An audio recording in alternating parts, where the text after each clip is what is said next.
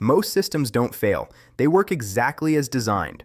What looks like a mistake, a loss, or bad luck is usually the result of an incentive you weren't shown.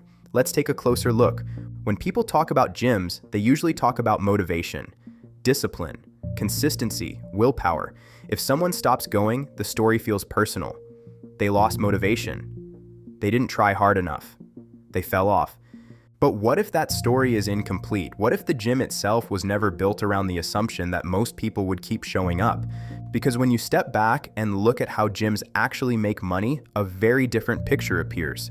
At first glance, gyms look simple. You pay a monthly fee. You use the equipment, you attend classes. It feels like a straightforward exchange. But here's a question worth asking early. If gyms made money primarily from usage, why do they sell far more memberships than their space could ever realistically handle? Think about it. If every paying member arrived tomorrow and decided to work out at the same time, the system would break instantly. That alone should tell you something. Let's make this concrete. Picture a mid-sized urban gym. Not luxury, not budget. It has a fixed floor area, a limited number of machines, a schedule built around peak hours. Now imagine the membership sales team continuing to sign people up long after peak hours are already crowded.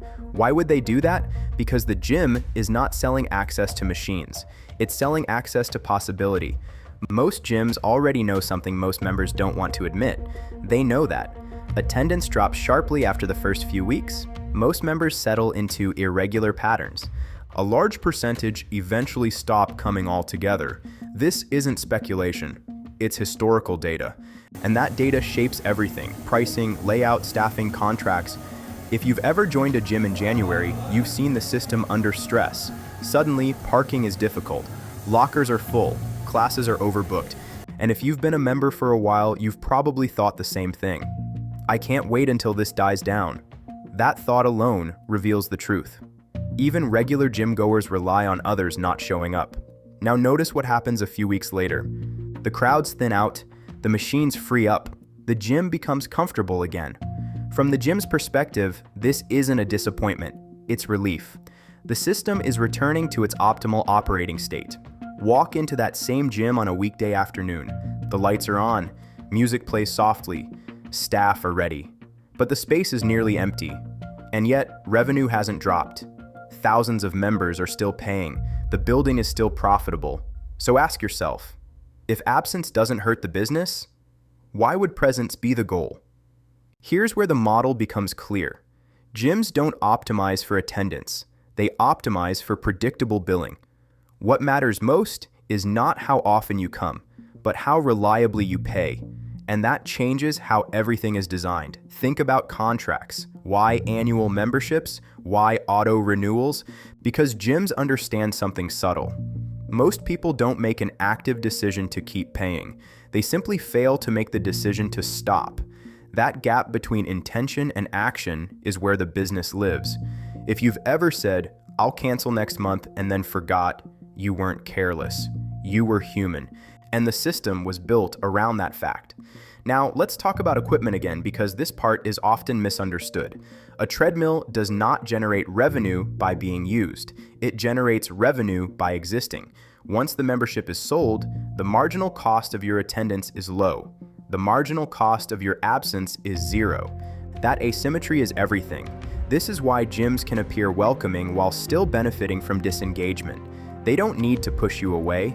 They just need to remain available while life gradually pulls you elsewhere. Work, family, travel, fatigue. The system doesn't fight those forces. It quietly waits for them. At this point, it's important to pause, because this is where people often feel defensive. This makes gyms sound bad, but that's not what's happening. This isn't about good or bad. It's about structure. Gyms didn't invent human inconsistency. They simply built a business that survives it. Now here's the most revealing part. Gyms don't sell fitness. They sell identity access.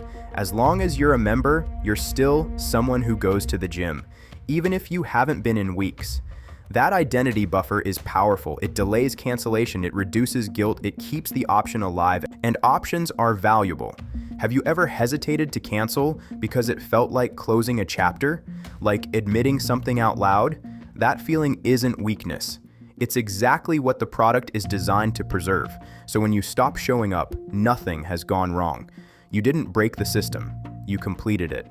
Your unused membership is not an error. It's the financial baseline that allows gyms to exist at all. And once you truly understand that, something interesting happens. You stop taking these outcomes personally. You stop framing them as failures. Instead, you start seeing patterns, not just in gyms, but in subscriptions, free trials, auto renewals, memberships of all kinds. If this felt familiar, it's because it's meant to. These systems aren't built for individual stories. They're built for patterns. And once you learn to see those patterns clearly, the guilt fades, the confusion softens, and the choices feel lighter. Because once you understand the incentive, the system becomes visible. I hope this video was interesting and helpful for you. If yes, please don't forget to support my channel, press the like button, and subscribe so that you always stay aware of tricky systems around you. And share with us in comments your experience with gym membership. Did you get one for 2026?